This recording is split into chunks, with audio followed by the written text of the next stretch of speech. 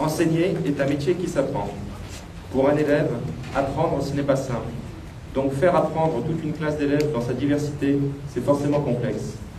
Amener toute une tranche d'âge à un niveau de scolarisation lui permettant une insertion citoyenne et professionnelle est un objectif ambitieux et nécessaire.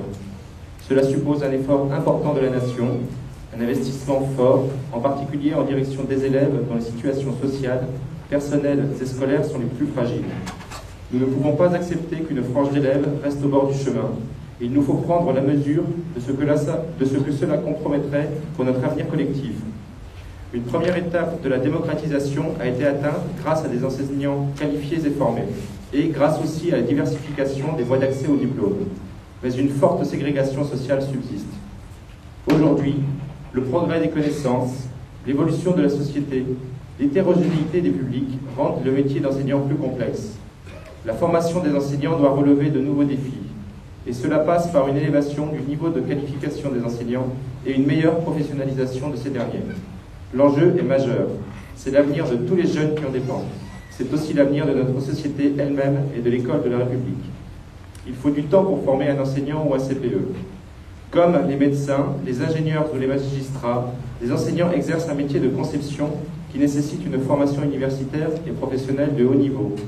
Enseigner est un métier qui requiert à tous les échelons, de la maternelle à l'université, un haut niveau d'expertise. Les enjeux sont tels qu'il faut, à chaque instant, prendre des décisions éclairées par la connaissance d'un ensemble de domaines et des enjeux éducatifs.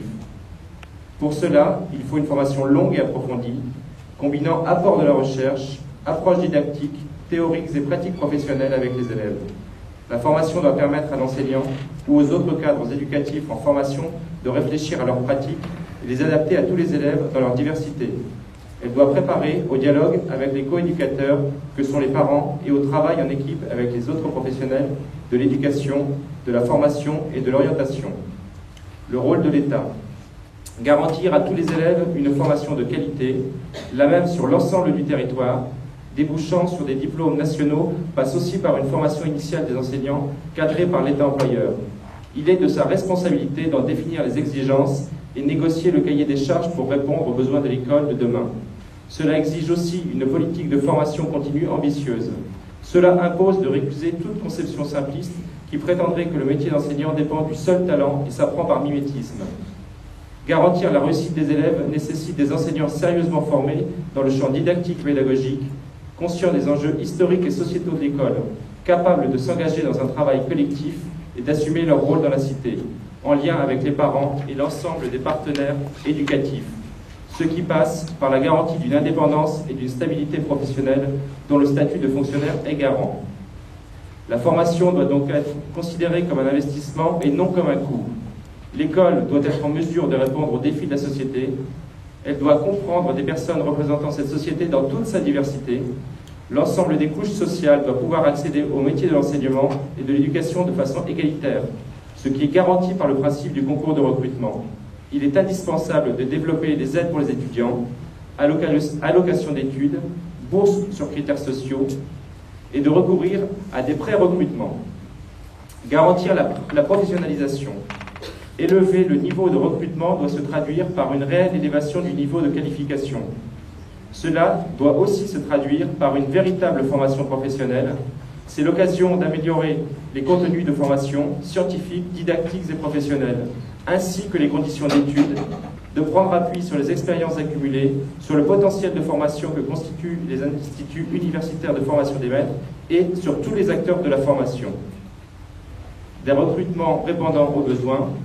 Des années de baisse du nombre de postes au concours ont entraîné un découragement des étudiants et une baisse des candidatures. Pour éviter une crise des vocations, il faut redonner des perspectives aux étudiants en engageant une programmation pluriannuelle des recrutements. C'est une nécessité pour l'élévation de la qualification de tous les jeunes, leur réussite scolaire et sociale. Pour cela, une autre politique budgétaire doit être mise en œuvre. Une rupture nécessaire avec ce qui se profile.